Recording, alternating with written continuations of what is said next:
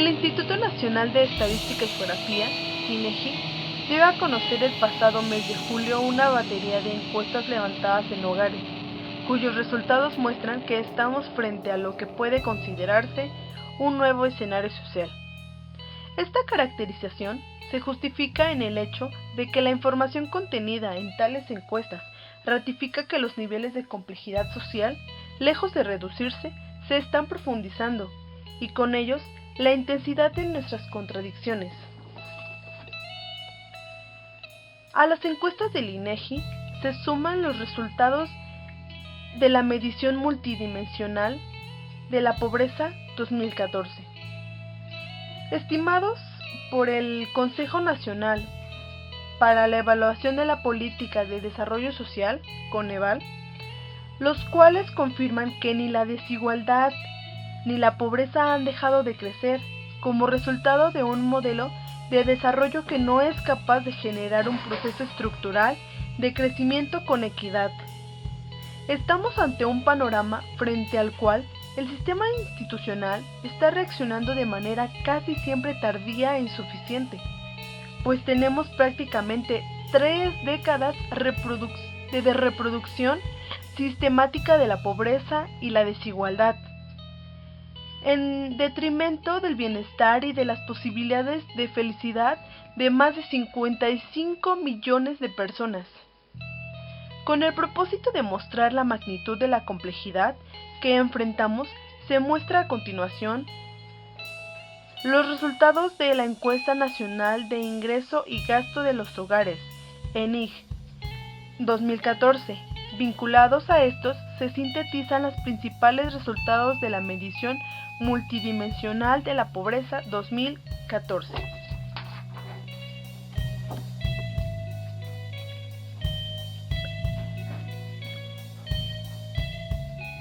Los datos del INEGI no dejan lugar a dudas. La economía no marcha bien para la mayoría de la población.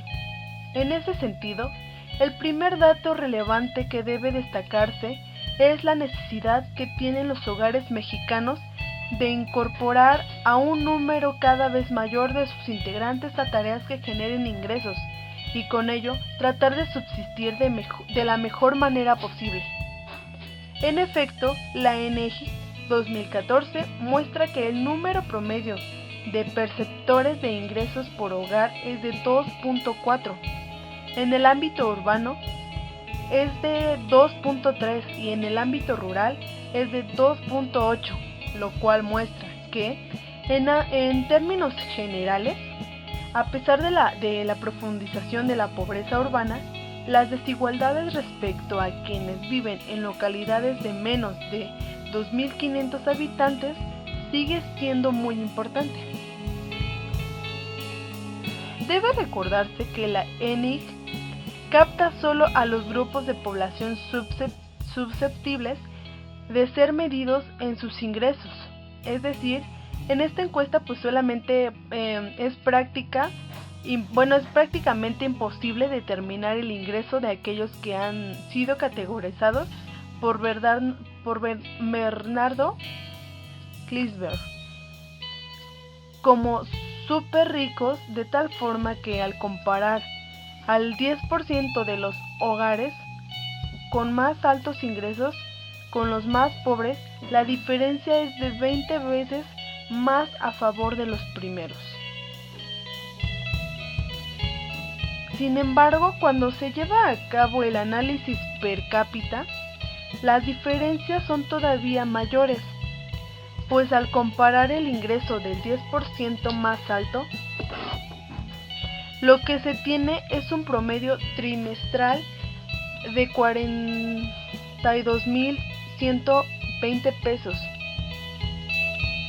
En contraste, las personas ubicadas en el 10% con menos ingresos obtienen trimestralmente 1,674 pesos, o sea, es decir, 25 veces más que las personas ubicadas en el segmento más alto. En efecto, tiene que ver con el tamaño de los hogares, pues las tasas de fecundidad siguen siendo las más altas en los estratos de ingresos más bajos. con lo consecuente disminución de los recursos disponibles per cápita. Lo anterior pues solamente expresa finalmente en el nulo cambio que ha mostrado el coeficiente de Gini en los últimos años, el cual sigue siendo uno de los más elevados de América Latina, la cual es, de acuerdo con los datos de la CEPAL, una de las regiones más desiguales del planeta.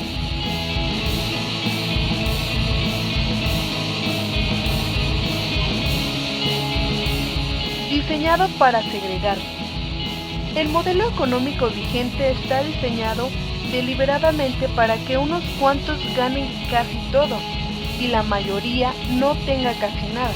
De acuerdo con Oxfam México, en 2014 hay 30 familias con un capital superior a $1,000 millones.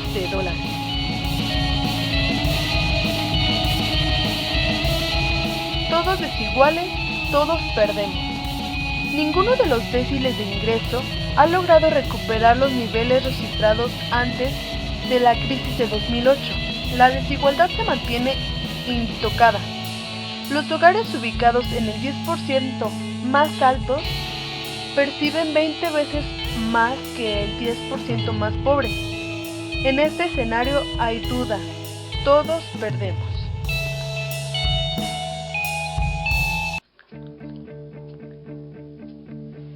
La pobreza sigue siendo un problema estructural frente al que no se ha logrado generar soluciones apropiadas, al menos desde hace 22 años. Así lo indican los resultados de la medición multidimensional de la pobreza 2014, mediante los cuales el Coneval muestra que entre los años 1992 y 2014 la pobreza, medida exclusivamente por ingresos, no ha tenido ninguna modificación relevante. En efecto, mientras que en el año de 1992, el 53.1% de la población se consideraba en situación de pobreza patrimonial. Con los mismos estándares de medición, en 2014 la cifra es de 53.2%, es decir, tenemos un estancamiento de más de 2 décadas en términos de pobreza por ingresos. Estos datos se complementan con los relativos al porcentaje de personas con ingresos por debajo de la línea del bienestar mínimo, indicador que es medido